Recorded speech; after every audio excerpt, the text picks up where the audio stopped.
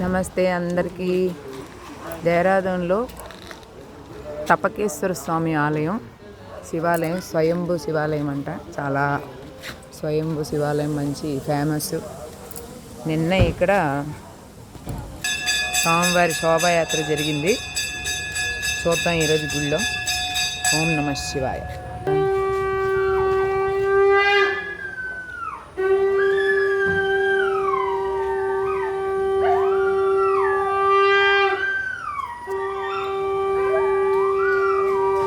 Wow, శంఖనాదంకి చూడండి.